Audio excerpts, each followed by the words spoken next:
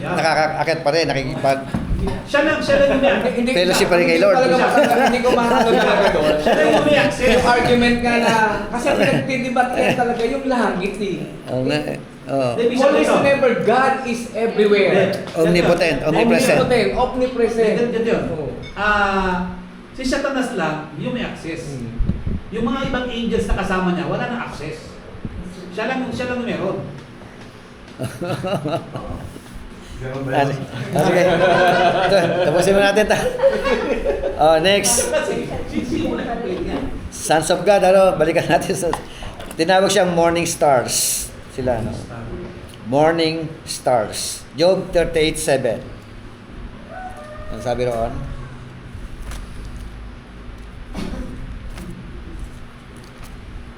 verse 7. When the morning stars sang together, and all the sons of God shouted for joy.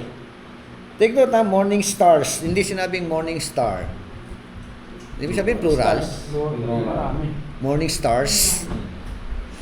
Sang together. Di ba? And all the sons of God shouted for joy. So, lumalabas talaga yung sons of God talaga na sinasabi. Tuloy natin. Next. Tinawag ding ministering spirits. In Hebrew chapter 1 verse 13 to 14. Isabi, but to which of the angels has ever said, sit at my right hand till I make your enemies your footstool. Nasa Tagalog sino sa mga anghel ang sinabi ng Diyos, maupo ka sa aking kanan, no? Hanggang pasukuin ko, di ba? O hanggang sabi, till I make your enemies your footstool. Hanggang tapakan ng iyong mga paang, ang iyong kaaway. Tapos, in connection to angels, hindi pala sinabi sa angel yon. Kay Christ sinabi yon. Tama ba? Are they not all ministering spirits?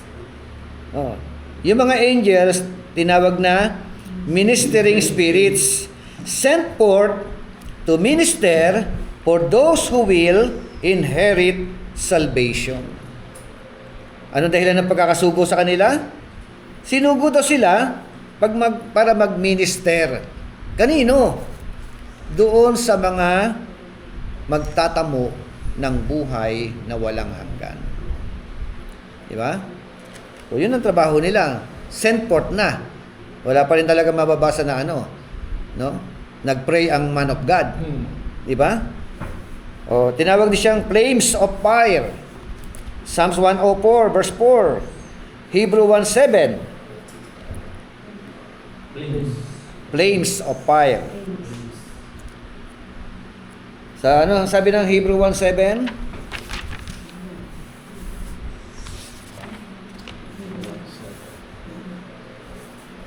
Basa?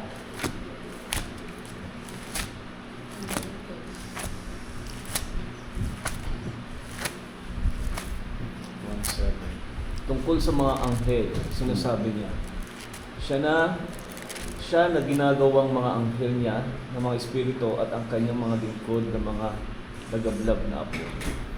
Okay.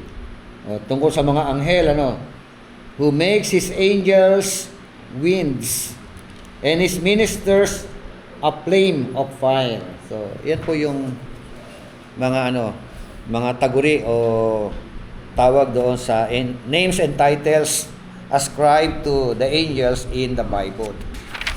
Ano yon? Mga yon? Una, tinawag na minister or servant. Host or army. Watchers. Sons of the mighty. Holy ones or saints. Sons of God. Morning stars. Ministering spirits. Flames of fire. Okay? So, nasagot na yung Job 1:6. Hindi pa rin. Next time na lang. At least meron tayong dagdag na research, Doon sa Doon basta sa may, in context sa ito sa pagkakabayubay niya, sa ipapako na, Sinabi niya, the time for judging the when Satan, the ruler of this world, will be cast out. Ito naman, kumbaga, Sa- throughout the Old Sa- Testament, Yan yung paliwanag. nagmamanik-manaog pa rin si Satanas.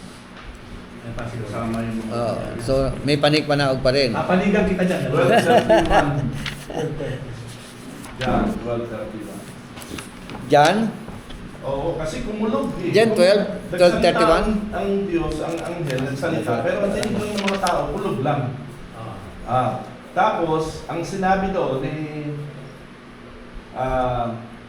ayun na, may sinabi na si Jesus na ito na yung panahon para ano. And then sabi niya, when I am lifted up from the earth, I will draw everyone to myself. Yan. So, in reference ito doon sa kanyang pagkamatay sa krus. Doon ang end ni Satan sa kanyang pagmanik-manaw. Okay. Yun lang, wala ibang reference. Wala. Okay, that's all. Thank you po sa mga nasa online dyan. Hindi, may possible na.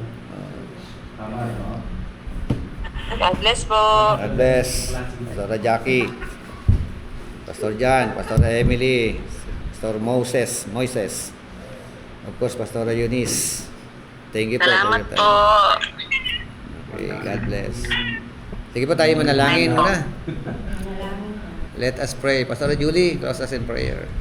Aming dakilang Sandali, anak. Muli kami nagpapasalamat, Ama, sa oras na ito na pinagpalang mo sa bawat isa amin. Salamat kay Bishop Ronnie, Panginoon, na patuloy na ginagamit mo para ma-enhance yung aming mga understanding tungkol sa mga bagay-bagay, Panginoon, na dapat namin malaman tungkol sa iyong mga salita. Salamat po, Panginoon, sa bawat isa na nagpapagal sa patuloy na pag-aaral ng iyong mga salita.